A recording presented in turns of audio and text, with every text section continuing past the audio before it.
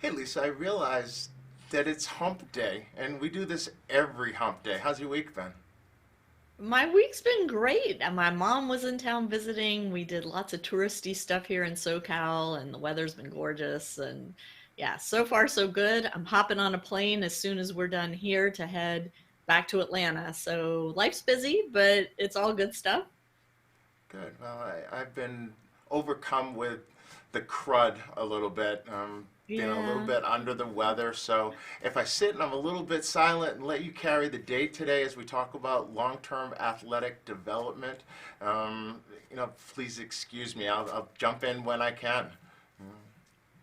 Happy to carry the load today, Dewey. I come from an athletic development background. Many people may not know this, but I was a fitness instructor for over 20 years and actually had a pre and postnatal fitness program.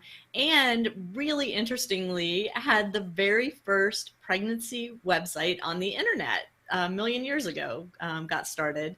But on top of that, I was the director of the Georgia Governor's Commission on Physical Fitness and Sports, and so used to lobby our Georgia state legislature around physical activity issues, PE in schools, access to parks and playgrounds, and things like that. So this is a topic near and dear to my heart. Good. Well, it sounds like we're going to have a great discussion.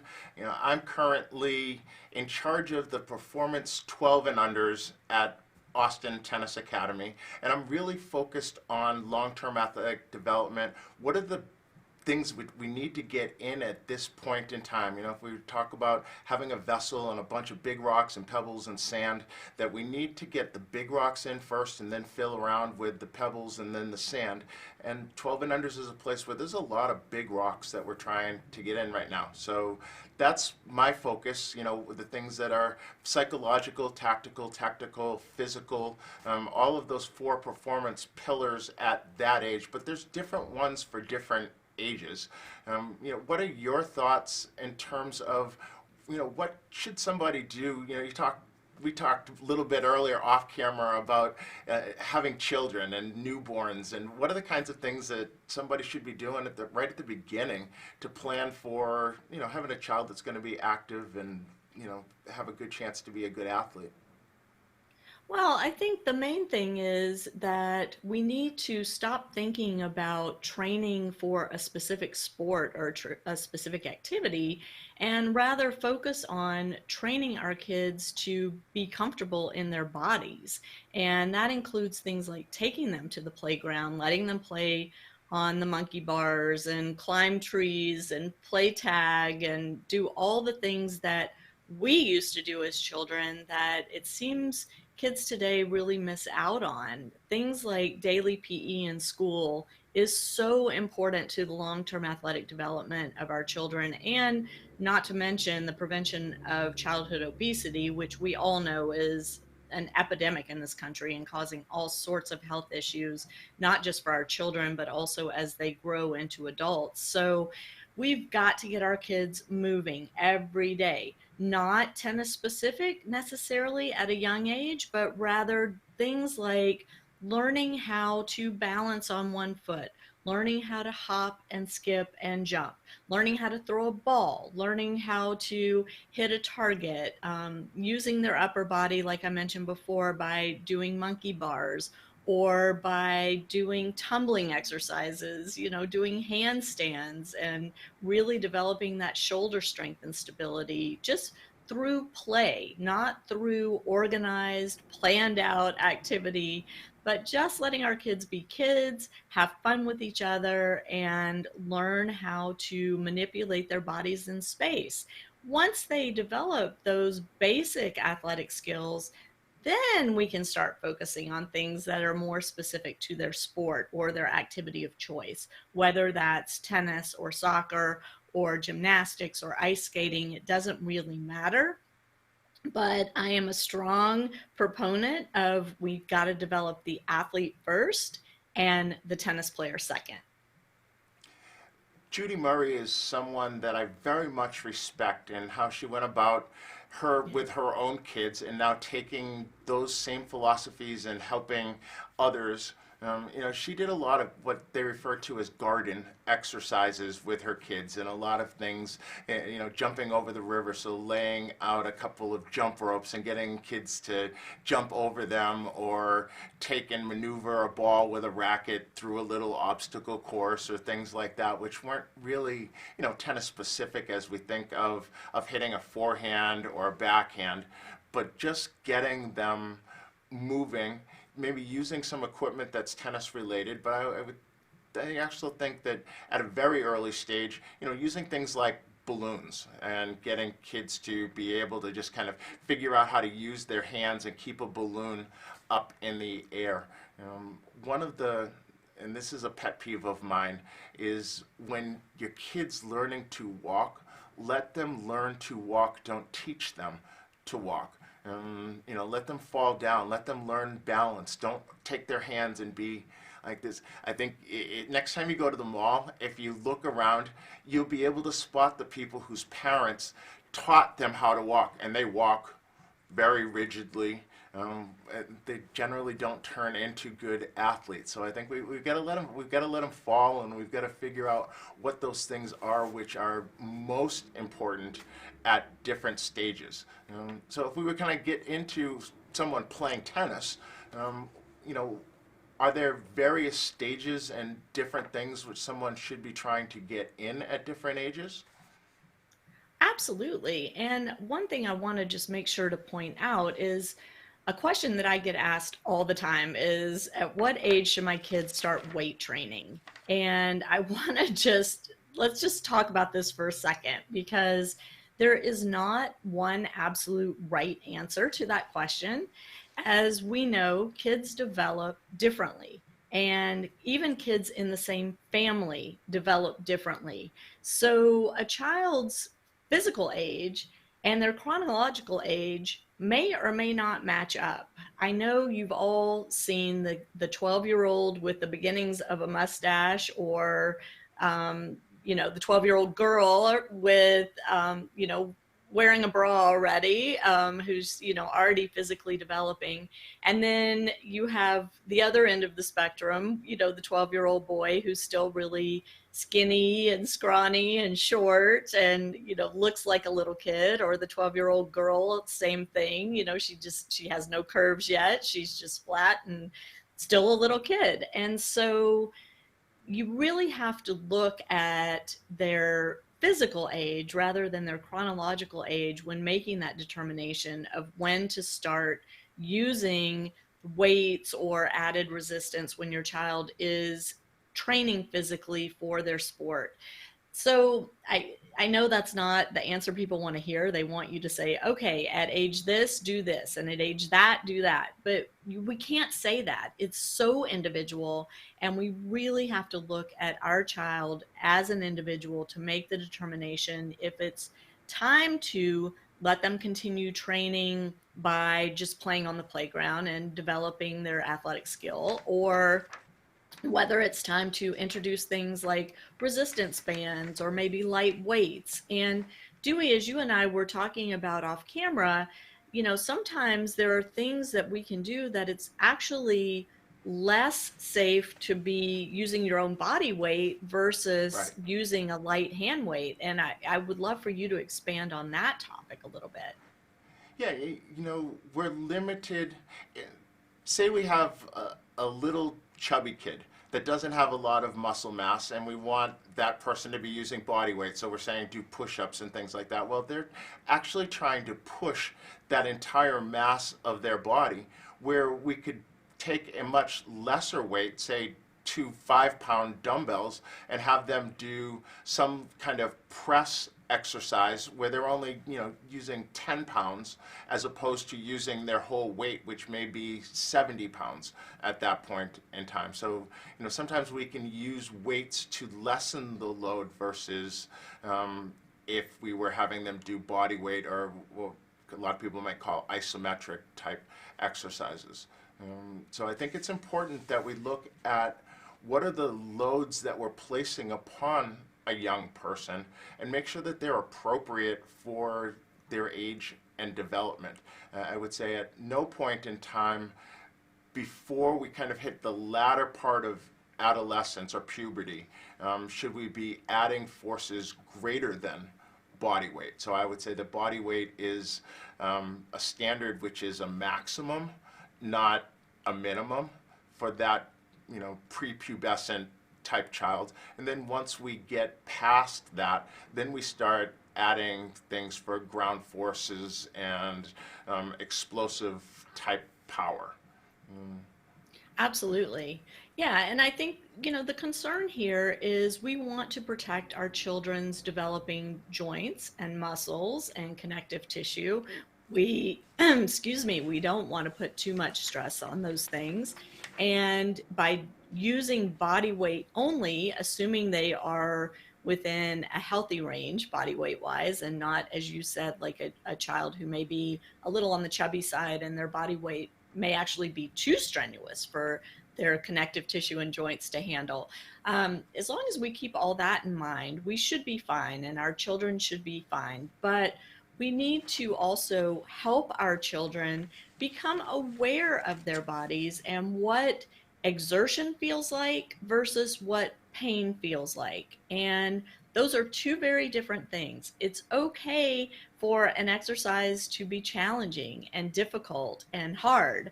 It's not okay for the exercise to cause pain at the joint or at the connective forces or within the muscles themselves. And so that's one of those things that as we're helping our children develop their physicality, we want to help them understand what things feel like in their bodies, how to recognize when something is, within the limits of what they should expect to feel performing a certain exercise versus something that is potentially damage causing when performing an exercise. And this is a skill that will really help them as they start to compete as well, because once they're on a tennis court without us and without their coaches, they need to recognize when they are able to continue competing in extreme conditions, for example, or after maybe twisting an ankle slightly or tweaking an elbow or tweaking a shoulder, versus when it's time to say, you know what, I can't continue playing today. I have injured myself and I need to take a break. Okay, so we've been largely talking about the physical component of those four pillars. From a tennis-specific standpoint, I think that we also have to think about at what age is it most important to be thinking about certain technical aspects and how much we kind of put weight on winning from a psychological perspective. And too many people are enamored with that I have the best 12 and under in the United States or in the world, and where that really isn't important, because I could create the best 12 and under in the world and not put in all of the things which are important to have at the end of that phase. And so I think really if we were to look at the scales of performance and outcome, so winning, at that early stage, the 12 and unders, and even through the 14 and unders, probably 15 years old for a girl, 16 years old for a boy, that performance is way more important than outcome. And then as we get to that age, sophomore, junior year in high school, when now it's a issue of, am I going to get recruited by a college coach? Well, I now have to win. So I have to kind of put a little bit more on the outcome and a little bit less on the performance. With your son, what did that process look like? How were his coaches focused on his development? I think they did a really good job. My son went through a phase over a year where he was hardly winning matches. And as the parent, I'm watching this and thinking, oh my gosh, what are we doing here?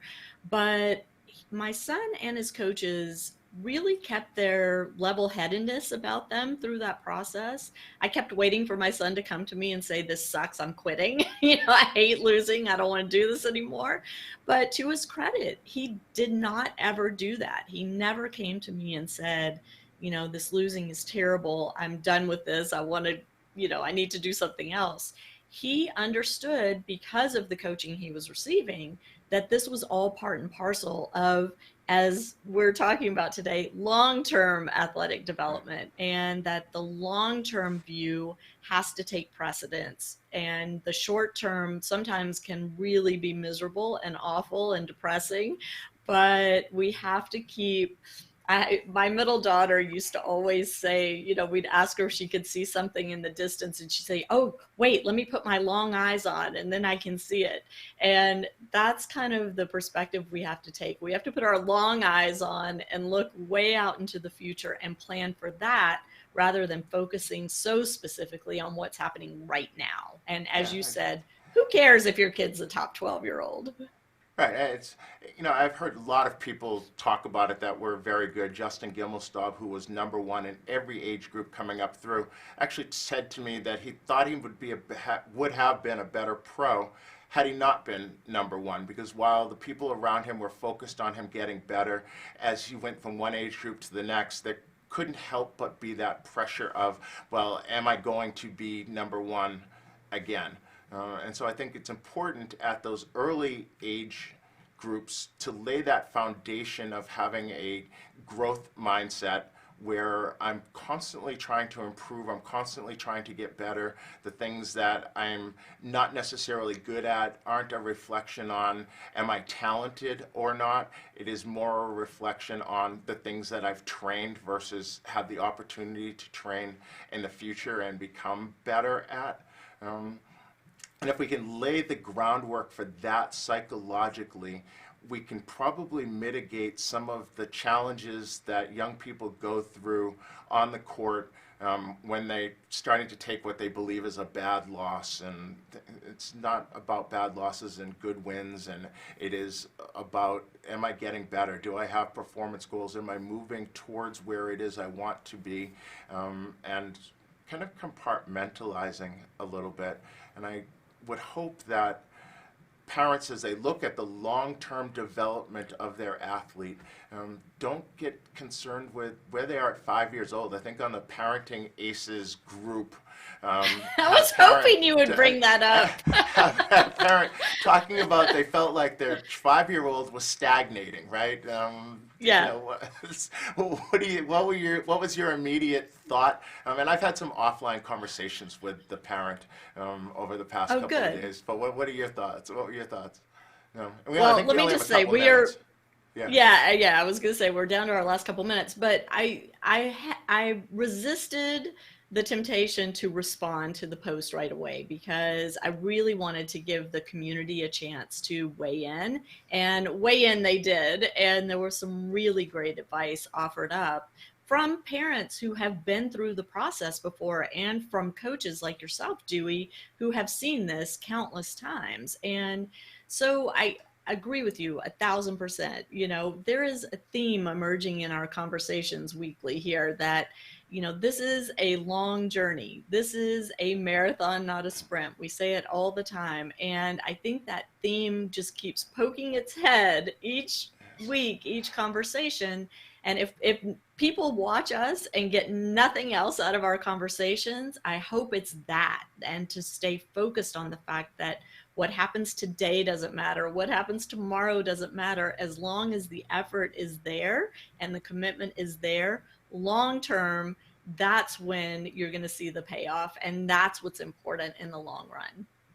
I have to agree with you 100%, Lisa. That is what these conversations are about, helping you by sharing our experiences. I don't know if we want to call it knowledge or wisdom, but we've been through the journey several times through several generations of players, and we've seen the things which universally didn't work as much as did work, and we want to be able to share that information with you here each week. And we get a chance to chat with each other, and Lisa and I are getting to know each other some here, and I think just as what she said, we're learning that there's some similarities, and there's a reason that we're doing this together. So Absolutely. Well, thanks, Dewey, for another great conversation. I'm glad you're feeling a little bit better. You certainly look great. You don't look like you were laid up all weekend. So Thank you. keep mending and getting better. Those kids need you out there. And I just And want to mention, I am off to Atlanta as soon as we get offline today. Monday night, Rafael Nadal and Grigor Dimitrov are playing an exhibition match in Atlanta, and it's a big fundraising event, and I'm going to be covering that. I'm so excited. So for those of you who follow Parenting Aces, look for some content around that event later next week. awesome. Well, have a great trip, and we'll be back again next week with another We sure edition of will. Tennis Takeaways with Lisa and Dewey. Bye, everybody.